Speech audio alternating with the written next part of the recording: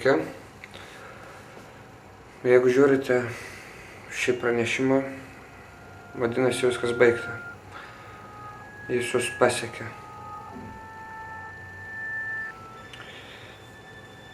Iš karto noriu prisimti visą atsakomybę už padarytą žalą.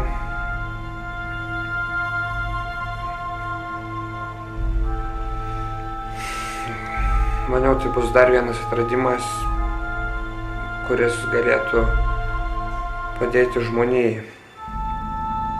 Nepaslaptis, kad mes su broliu vaikystėje užsiimdame įvairių modelių kūrimu, pasiekdami labai neprastus rezultatus, bet laikui bėgant vis rečiau prie to grįždavom. Vieną dieną gavau ganėtinai keistą laišką. Vietomis jis verstas į anglų kalbą, vietomis neverstas ir palikti neaiškus simboliai. Prie laiško buvo prisegti kažkokie robotų brėžiniai. Kadangi vasaros pradžia ir mes neturime daug darbų, tai su broliu prisėdome ir sukonstravome tą robotą. Užtrukome neilgai, nes gavome ES paramą moksliniai veiklai. Visas kūrimo procesas užtruko gal apie porą savaičių, kol padarėme patį modelį ir jo veikimo mechanizmą. Eik tu, super!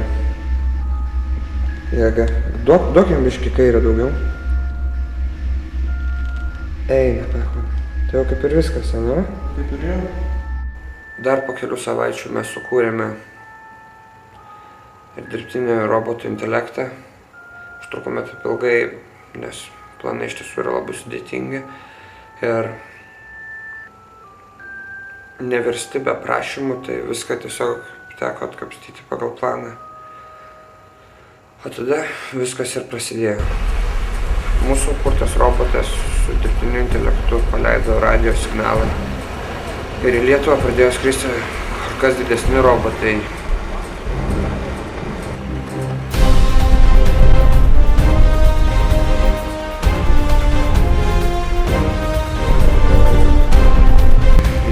Visur, po miškus, miestus.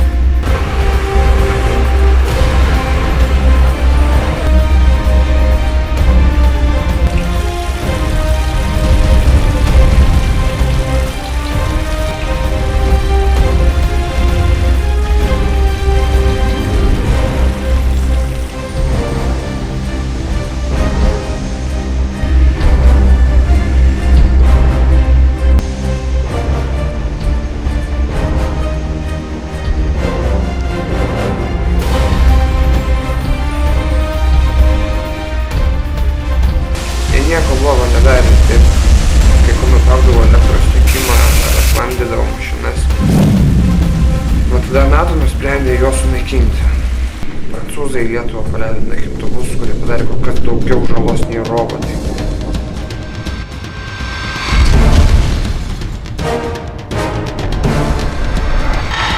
Robotai visiškai neskleidžia šilumos ir yra iš nerūdėjančio plieno, todėl raketos ne visada pasiekdavo galutinį tikslą. NATO sukelia didesnį sąmyšį nei Europą.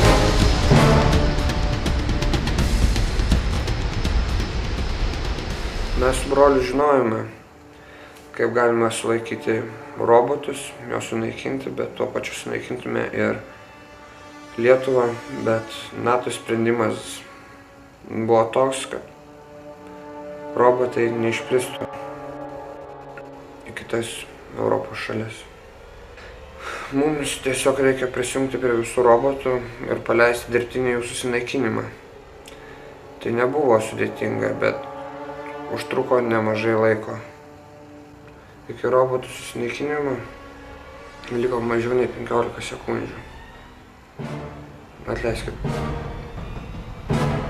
Aš negaliu sulaukti.